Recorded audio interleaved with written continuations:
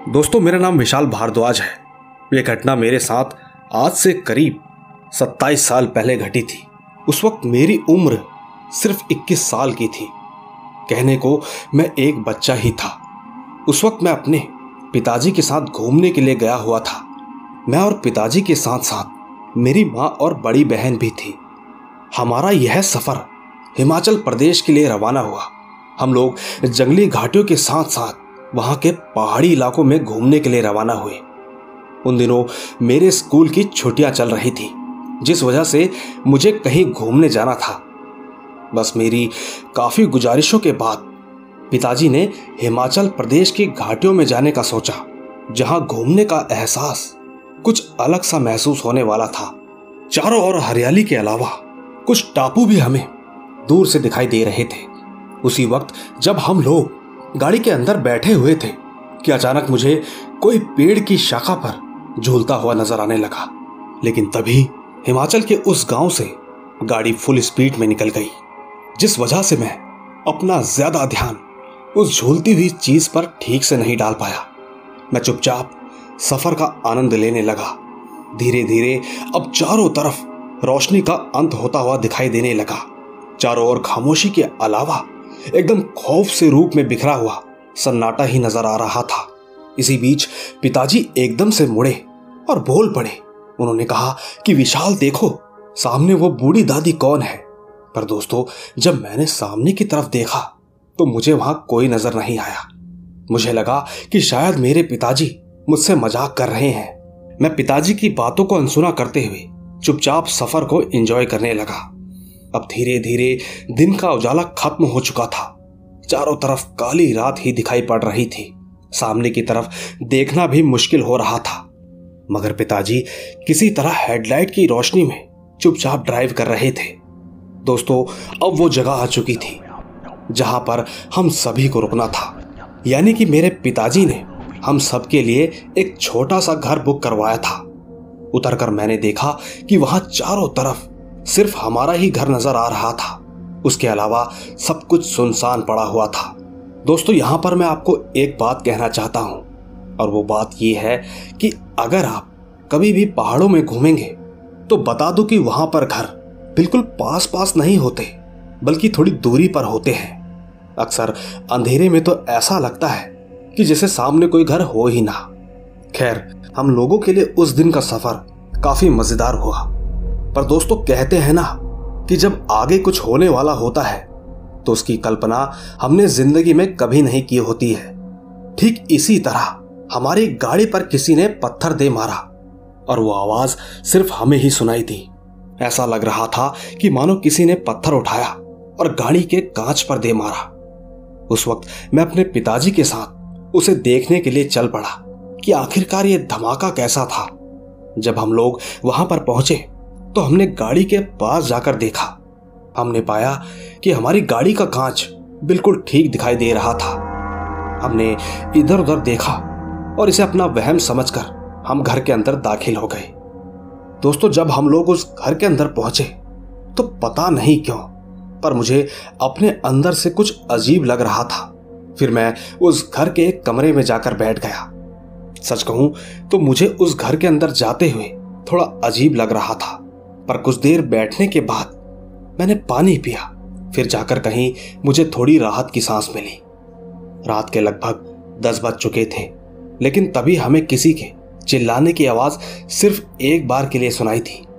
इसके बाद उस आवाज का आना एकदम से बंद हो गया।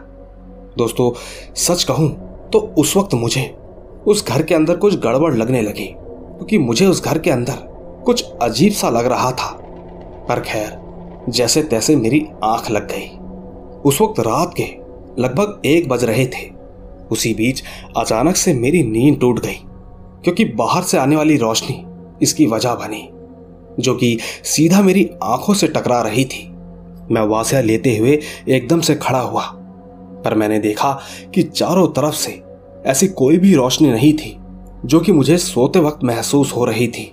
दोस्तों, मैं इस बात को नजरअंदाज करते हुए वापस अपने बिस्तर पर लेट गया। शुक्र था कि मुझे आराम से नींद आ गई। पर दोस्तों, सुबह होने के बाद मुझे अपने शरीर के अंदर कुछ कमजोरी महसूस होने लगी।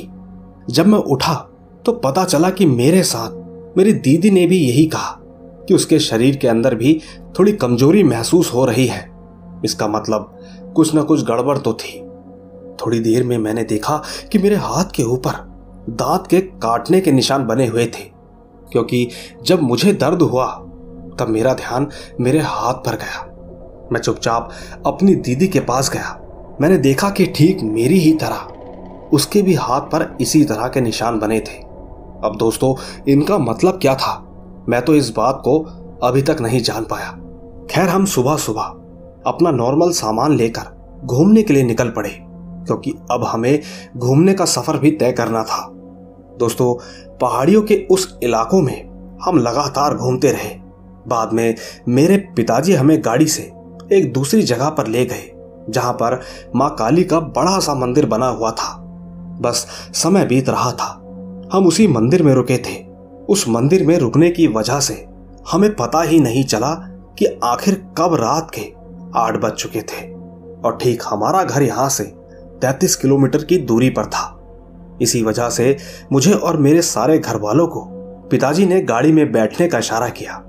लेकिन दोस्तों, उस वक्त जिस मुसीबत से हमारा सामना होने वाला था, वो मुसीबत शायद हमारी जिंदगी की सबसे खतरनाक और डरा देने वाली मुसीबत थी। हम लोग गाड़ी के अंदर बैठकर वापस वहां से निकलने लगे। चारों ओर का रास्ता एकदम सपाट बना हुआ था। उसी बीच हमें एक आदमी दिखाई दिया, जिसने हमें गाड़ी रोकने का इशारा किया। पिताजी ने भी उसे देखकर एकदम से गाड़ी को ब्रेक लगाया। गाड़ी के रुकते ही उस आदमी ने हल्की आवाज में कहा, उसने कहा कि जिस रास्ते पर अभी हम सफर कर रहे हैं, ये रास्ता बहुत ही खतरनाक माना जाता है। पर दोस्तों, मेरे पिताजी को उसकी इन बातों पर कहां विश्वास होने वाला था। पर इसके बाद उस आदमी ने बताया कि इस रास्ते पर एक ऐसा हाईवे पड़ता है जो लगभग 4 किलोमीटर की दूरी में फैला हुआ है। इस रास्ते को अक्सर लोग भूत प्रेत का सबसे खतरनाक इलाका भी कहते हैं। पिताजी ने उसकी पूरी बात सुनी और उससे कहा कि अरे भाई साहब, आप चिंता मत कीजिए। इतना कहते ही पिताजी ने गाड़ी का गियर डाला और वहां से आगे निकल पड़े। आगे का पूरा रास्ता बिल्कुल साफ और सुनसान था, जो कि एक खतरनाक एहसास को बयां कर रहा था। हल्की चांद की हल्की हल्की रोशनी सड़क पर पड़ती हुई नजर आ रही थी, जिस वजह से थोड़ा दृश्य सामने की तरफ से देख पाने में मैं सक्षम था। इसी बीच में हमारी गाड़ी कब एक ऐसे हाईवे पर पहुंच गई जहां पर ऊपर से एक पुल बना हुआ था। वो पुल लगातार 2 किलोमीटर के दायरे में फैला हुआ था। लेकिन दोस्तों, आते वक्त पिताजी ने गाड़ी को इस रास्ते से नहीं लिया था, और तो और ये रास्ता थोड़ा अलग सा लग रहा था। और इस रास्ते पर तो केवल और केवल हमारी गाड़ी के अलावा पीछे की तरफ या सामने की तरफ से कोई भी गाड़ी दिखाई नहीं पड़ रही थी। चारों तरफ नजर दौड़ाने के बाद भी कोई भी बाइक या कोई भी इंसान हमें नजर नहीं आ रहा था। एक बार मैंने सोचा कि शायद रास्ता जंगलों में पड़ता है, जिस वजह से यहां पर सन्नाटा छाया हुआ था। उसी बीच अचानक से मुझे ऐसा लगने लगा कि मुझे अपने हाथ पर बहुत ही जोर का दर्द हो रहा है। उस वक्त ये दर्द मुझे उसी जगह पर हो रहा था जिस जगह पर दांत के काटने का निशान बना हुआ था। कुछ 5 मिनट बाद ही मेरी बहन को भी अपने हाथ में दर्द महसूस होने लगा। मुझसे जब वो दर्द सहन नहीं हुआ तो मैं जोर जोर से चिल्लाने लगा, और ठीक जब मैंने इस बारे में अपने पिताजी को बताया तो अचानक ही मानो मेरे तो होश ही उड़ गए, क्योंकि दोस्तों, मैंने इस बार देखा कि मेरे हाथ पर कोई भी निशान नहीं था। मैंने तुरंत ही अपनी बहन के हाथ पर देखा कि उसके हाथ पर भी कोई निशान नजर नहीं आ रहा था। दोस्तों, सुबह के वक्त मैंने अपने पिताजी को इस निशान के बारे में बताया और दिखाया था, लेकिन इस वक्त वो निशान मुझे नहीं दिख रहा था। न जाने ये कैसा राज था, नहीं मालूम। लेकिन मैं आपको पहले भी बता चुका हूं कि मेरे पिताजी को इन सब बातों पर कहाँ विश्वास था। पर जब मैंने अपनी माँ को इस बारे में बताया तो बस उन्हें ही मेरी बातों पर विश्वास हुआ। इसी बीच मुझे ऐसा लगने लगा कि गाड़ी के ऊपर कोई चीज खटखटा रही है, और तो और ये आवाज मेरे साथ साथ मेरे पिताजी को भी साफ साफ सुनाई दे रही थी।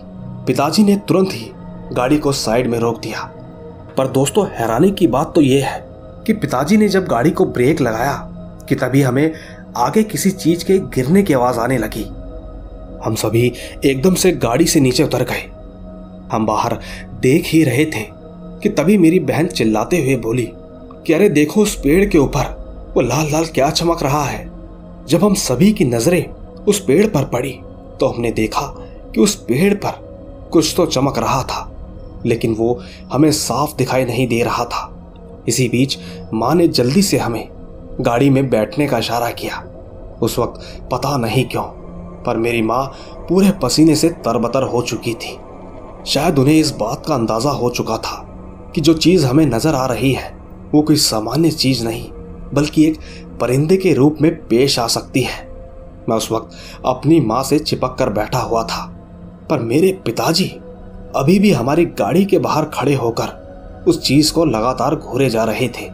इसी बीच हमें उस पेड़ से नीचे गिरने की आवाज सुनाई देने लगी।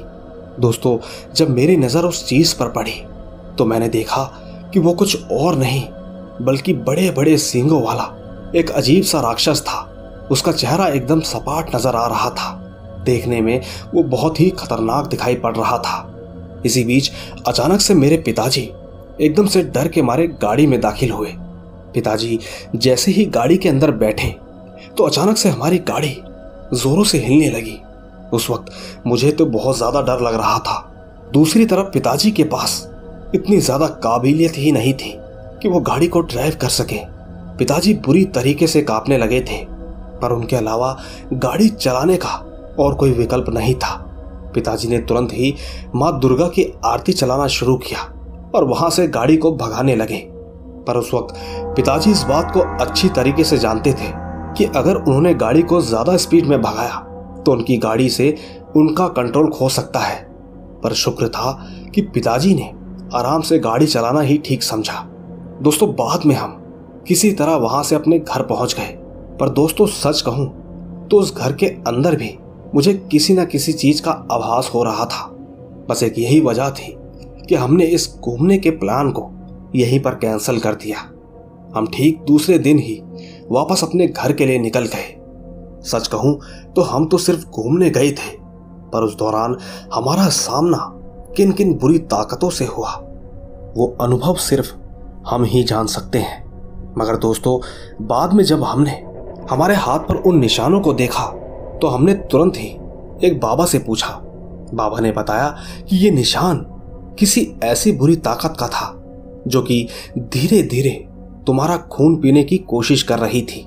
दोस्तों, धीरे धीरे वो निशान तो गायब हो गया और तो और मेरी जिंदगी में भी अब सब कुछ ठीक है। पर दोस्तों, हमें आज तक ये समझ नहीं आया कि आखिरकार ये सब कुछ हमारे साथ ही क्यों हुआ और कैसे। अगर दोस्तों आपके पास इस बात का जवाब है तो नीचे कमेंट में जरूर बताइएगा। बाकी बस आप इतना जान लीजिए कि वो बचपन का खौफ मेरे अंदर आज भी बरकरार है। तो दोस्तों, देखा आपने, ये थी विशाल भारद्वाज की कहानी। दोस्तों, आपको इनकी कहानी कैसी लगी नीचे कमेंट में जरूर बताइएगा।